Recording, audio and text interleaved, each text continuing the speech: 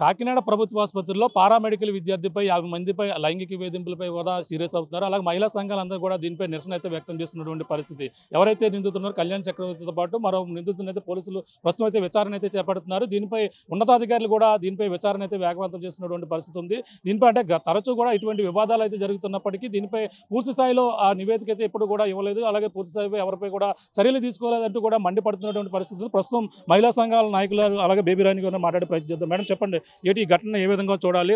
గతంలో కూడా ఇటువంటి జరిగినప్పటికీ బయటకు రాకుండా చూశారు, కానీ ఇప్పుడు 50 మంది ఒక్కసారిగా బయటకు వచ్చినటువంటి పరిస్థితి ఉంది. ఏ విధంగా చూడాలంటారు? ఇవి ఒకటి స్టూడెంట్స్కి మార్కులు ఏరేమో అనే భయం, ఆ భయంతోటే మళ్ళీ అలరపాలవుతామనే భయంతో ఆడపిల్లలు తొందరగా ఇవి బయట పెట్టుకోరు. కానీ ఈ పిల్లలందరూ బయటకు వచ్చినందుకు చాలా సంతోషించాల్సినటువంటి అవసరం.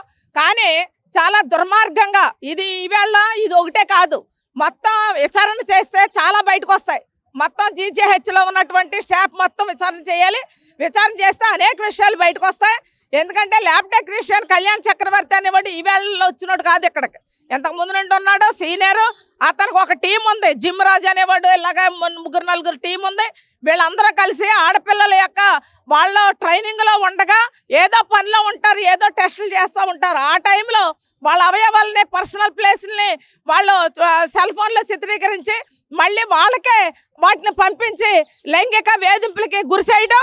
పైగా మీరు ఎవరికైనా చెప్పారు అంటే మీకు మార్కులు ఏమో మిమ్మల్ని ఫెయిల్ చేసేస్తామని చెప్పి బెదిరించడం. ఆ బెదిరింపులతోటే పిల్లలు ఇప్పటి వరకు మానసిక ఆందోళనకు గురయ్యారు. కానీ తట్టుకోలేని పరిస్థితుల్లోనే వాళ్ళు బయటికి రావడం అనేది జరిగింది. అయితే దీని మీద విచారణ చేశారు, రహస్య విచారణ చేశారు. అది మళ్ళీ నేరం రుజువైందని చెప్పి రుజువైన తర్వాత నేటికి వాళ్ళని ఎందుకు అరెస్ట్ చేయలేదు? తక్షణం వాళ్ళందరినీ అరెస్ట్ చేయాలి, వాళ్ళ జైలుకి పంపించాలి. ఏదో సస్పెండ్ చేసి లేదా ఇక్కడ నుంచి ట్రాన్స్ఫర్ చేసి తూతు మంత్రంగా చేస్తే మాత్రం కుదరదు. స్థానిక ఎమ్మెల్యే గారు తక్షణం కలగజేసుకోవాలి, కలెక్టర్ గారు కలగజేసుకోవాలి. వెంటనే కలగజేసుకుని సూపరింటెండెంట్ కంప్లైంట్ ఇవ్వాలి. దీని మీద ఇచ్చి వాళ్ళందరినీ కూడా జైలుకి పంపించాలని డిమాండ్ చేస్తా ఉన్నాం. అంటే ఇంటర్నల్ కంప్లైంట్ కమిటీ వేశారు, 10 మందితో విచారణ అయితే జరుగుతుంది అంటున్నారు. ఆ విచారణ వల్ల ఏదైనా ఉపయోగం ఉండే అవకాశం ఉందంటారా? ఇంటర్నల్ కమిటీ అంటే వాళ్ళందరూ జీజీహెచ్ వాళ్ళే అయితే దానివల్ల ఏమాత్రం న్యాయం జరగదు. అది వేరే డిపార్ట్మెంట్ వాళ్ళని అలాగే అవుటర్స్ని బయట వ్యక్తులను కూడా అందులో వేయాలి.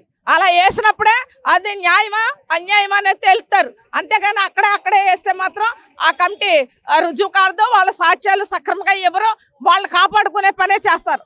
అంటే ప్రధానంగా చూసుకుంటే కూటమి ప్రభుత్వం వచ్చిన తర్వాత అలాగే సీఎం చంద్రబాబుతో పాటు పవన్ కళ్యాణ్ కూడా మహిళలపై ఎటువంటి అఘాయిత్యాలు వచ్చినా సరే సీరియస్గా తీసుకుంటుంటారు. అంటే ఈ విషయాన్ని ఏ విధంగా తీసుకుంటే బాగుంటుంది అనుకుంటున్నారు? పవన్ కళ్యాణ్ గారు అన్నారు, ఈ మన జిల్లా మొత్తం ఉప ముఖ్యమంత్రి గారు అయినా మన జిల్లాలో ఒక నియోజకవర్గానికి ఎమ్మెల్యే గారు ఇటువంటి ఆడపిల్లల జోలికి వస్తే నేను తాట తీస్తానన్నారు. ఆ తాట ఏదో ఇప్పుడు తీసి రుజువు చేస్తే మంచిదని చెప్పి చెప్తున్నాం. ఎన్నికల ముందు అనేక ఒకటబలు పలుకుతారు, అవన్నీ వాళ్ళు చేయరు, చేస్తామని చెప్తున్నారు. అవన్నీ గాలి మాటలు వార్తలకి ఎక్కడానికి తప్ప అది చేతల్లో చూపించాలని చెప్తా ఉన్నాం. మేడం చెప్పండి, మొన్న చూసుకుంటే ఆర్టీసీ కాంప్లెక్స్లో ఒక మహిళా కండక్టర్పై కూడా వేధింపులు జరిగాయని దాని మీద కూడా విచారణ జరుగుతుంది. ఈ నేపథ్యంలో అది మరొక ముందే మరో ఘటన, మొత్తం 50 మంది మెడికల్ విద్యార్థులు. ఈ ఘటన ఎలా చూడాలంట? సనాతన ధర్మం అని తిరుగుతూ ఉన్నారు ఉప ముఖ్యమంత్రి గారు. అందులో భాగంగానే మహిళలు బయటకు వస్తే ఇలా జరుగుతుందని రుజువు చేస్తున్నారా అని సందర్భంగా మేము ప్రశ్నిస్తూ ఉన్నాం. వెంటనే తక్షణమే విద్యార్థినులకి రక్షణ కల్పించాలి. అలాగే ఎవరైతే లైంగిక వేధింపులు చేశారో వారందరినీ కూడా తక్షణం వారిని అరెస్ట్ చేసి వారి మీద క్రిమినల్ కేసులు పెట్టాలి. అలాగే ఆర్టీసీ డిపోలో కూడా మహిళా కండక్టర్ల మీద లైంగిక వేధింపులు ఏదైతే జరుగుతుందో వారందరినీ కూడా తక్షణం అరెస్ట్ చేయాలి, రుజువు చేయాలి. కమిటీలని పటిష్టంగా పని ప్రదేశాల్లో కమిటీని లైంగిక వేధింపుల కమిటీని పటిష్టంగా అమలు చేయాలని ఈ సందర్భంగా డిమాండ్ చేస్తూ ఉన్నాం. విద్యార్థినులకి రక్షణ కల్పించాలి. అలాగే విద్యార్థుల్ని బ్లాక్మెయిల్ చేస్తున్న ఆ స్టాఫ్ని అందరినీ కూడా అరెస్ట్ చేసి చేయాలని మేము డిమాండ్ చేస్తాం.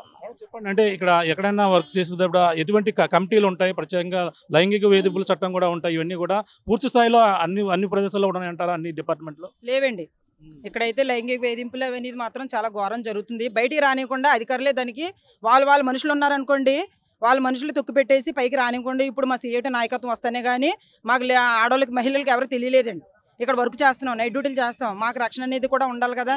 మరి లోపాయకరంగా ఇలా వేధింపులు చేస్తుంటే ఇంకా ఈ భద్రత అనేది లేకపోతే పిల్లల తల్లిదండ్రులు కూడా పంపించడానికి ట్రైనింగ్లు అవుతారు అమ్మాయిలు.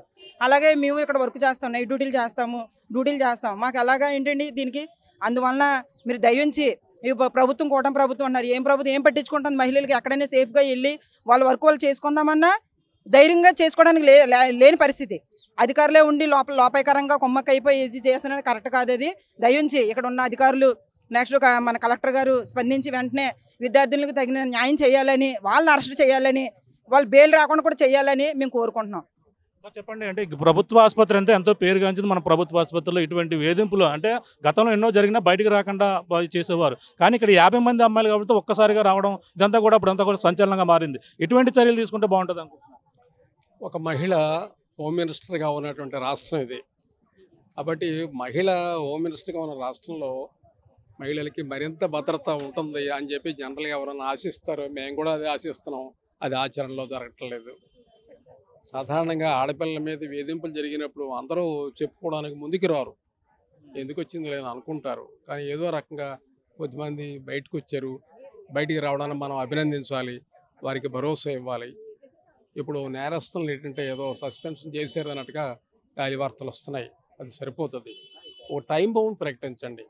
ఓ 10 days 15 days ఆ టైంలోగా విచారణ పూర్తి చేస్తాము, దోషుల మీద కఠిన చర్యలు తీసుకుంటాము అనేటువంటి హామీ ఇవ్వమనండి. ఒకవేళ టైం బౌండ్ లోపుని గానా ఈ పని గానా పూర్తి కాకపోయినట్టయితే మేమేంటంటే ఏదో కొద్దిమందితో ఆందోళన కాకుండా ఈ సిటీలో ఉన్నటువంటి అన్ని సంఘాలని, అన్ని ఆర్గనైజేషన్స్ని ఒకే వేదిక మీదకి తీసుకుని వస్తాము. అందరూ కలిపి ఉద్యమాన్ని మేము ఇంటెన్సిఫై చేస్తాం. ఇక రాష్ట్ర ప్రభుత్వం వరకు చేయాల్సిన పని ఏంటంటే అవసరం లేని సందర్భాల్లో ముఖ్యమంత్రి, ఉప ముఖ్యమంత్రి ప్రకటనలు ఇస్తూ ఉన్నారు. ఇది ఇప్పుడు అవసరమైన సందర్భం కదా. ఉప ముఖ్యమంత్రి గారు మా జిల్లా నుంచి ఉన్నారు, ఈ జిల్లా నుంచి ఉన్నారు కాబట్టి తక్షణం ఆయన స్పందించాలని చెప్పి కోరుతున్నాను. ఆయన బిడ్డలే వీళ్ళు కూడాను, ఆయన స్పందించాలని చెప్పి కోరుతున్నాను. అంటే మనకి తాజాగా కూడా ఇక్కడ ఆర్టీసీ మహిళా కండక్టర్పై కూడా జరిగింది, దానిపై కూడా విచారణ జరుగుతుంది అన్నారు. అది కూడా బయటికి రాకుండా చేస్తున్నటువంటి పరిస్థితి ఉంది. ఈ ఉదాంతాలన్నీ కూడా అలా చూడాలి. బయటికి రాకుండా ఉన్నవి ఎక్కువ, బయటికి వస్తూ ఉన్నవి ఒకటో రెండో. ఈ హాస్పిటల్లో ఇదివరకు నుంచి కూడా ఇలాంటి హిస్టరీ ఉంది. బయటికి రాకుండా మాఫీ చేసేవి, బెదిరింపులకు గురయ్యి బయటికి చెప్పుకోలేని వాళ్ళు, భయపడి బయటికి చెప్పుకోలేనటువంటి వాళ్ళు, ఇలాంటి వాళ్ళు ఉన్నారు. ఇప్పుడు బయటకు వచ్చింది కదా, దీని మీద కఠిన చర్యలు తీసుకోవాలనుకో చూస్తున్నాం. ఇది పరిస్థితి. దీనిపై అయితే మహిళా సంఘాలన్నీ కూడా మండిపడుతున్నారు. ఇప్పుడైతే ఇక్కడ ఏదైతే ప్రభుత్వ ఆసుపత్రిలో అయితే ఆందోళన చేపట్టినటువంటి పరిస్థితి ప్రధానంగా ఉందని చెప్పాలి. ఏదైనా దీనిపై ఆ చర్యలు తీసుకోవాలంటూ కూడా కోరుతున్నారు. అలాగే ఇప్పుడు ఉన్నటువంటి ఎవరైతే ఉన్నారో కళ్యాణ్ చక్రవర్తితో పాటు మరో ముగ్గురు అయితే ప్రస్తుతం అయితే పోలీసులు అదుపులో తీసుకున్నారు. కళ్యాణ్ చక్రవర్తి అయితే ప్రస్తుతం ఆ యొక్క ఫోన్ కూడా స్విచ్ ఆఫ్లో ఉందని కూడా చెప్పుకొస్తున్నారు. ఏదేమైనా మహిళలపై ఇటువంటి అఘాయిత్యాలు అయితే గతిసారి కూడా జరుగుతున్నాయి. వేధింపులు అనేది కూడా జరుగుతున్నప్పటికీ అలాగే వేధింపుల చట్టాలన్నీ కూడా వర్తించే విధంగా కూడా పూర్తి స్థాయిలో అమలు చేసే విధంగా కూడా చేస్తే బాగుంటుంది. ఇటువంటి పునరావృతం కూడా కావాలని కూడా చెప్పుకొస్తున్నారు. ప్రధానంగా చూసుకుంటే ఏదైతే ఇప్పుడు జరిగినటువంటి సంఘటన ఈ యొక్క ఏదైతే 50 మంది విద్యార్థులు ఏదైతే పారామెడికల్ విద్యార్థులపై లైంగిక వేధింపులు ఒక్కసారిగా 50 మంది కూడా మెయిల్ ద్వారా ఫిర్యాదు చేయడం, దీనిపై కూడా మొత్తం రాద్ధాంతం అవుతుంది. దీనిపై చర్యలు తీసుకోవాలి. ఎవరైతే ఉన్నారో నలుగురిపై కూడా పూర్తి స్థాయిలో చర్యలు తీసుకుని వాళ్ళకి కఠినంగా వాళ్ళనైతే శిక్షించాలంటూ కూడా కోరుతున్నవే కాకుండా మహిళలకైతే పూర్తి స్థాయిలో రక్షణ కల్పించాలంటూ మహిళా సంఘాలందరూ కూడా కోరుతున్నటువంటి పరిస్థితి ప్రధానంగా ఉందని చెప్పాలి. దిగురున్న తాజా పరిస్థితి. కెమెరా అనిల్తో ప్రకాష్, RTV కాకినాడ నుంచి. తెలుగులో న్యూస్ కి ఫాస్టెస్ట్ యాప్ ఇప్పుడు టోటల్లీ న్యూ అవతార్లో జస్ట్ 5 seconds లో కంప్లీట్ న్యూస్. సోషల్ మీడియాలో ట్రెండ్స్ కి one stop solution. Live TV app voice search option తో ఇప్పుడే డౌన్లోడ్ చేయండి లేదా అప్డేట్ అయిపోండి. యాప్ లింక్ డిస్క్రిప్షన్ లో ఉంది.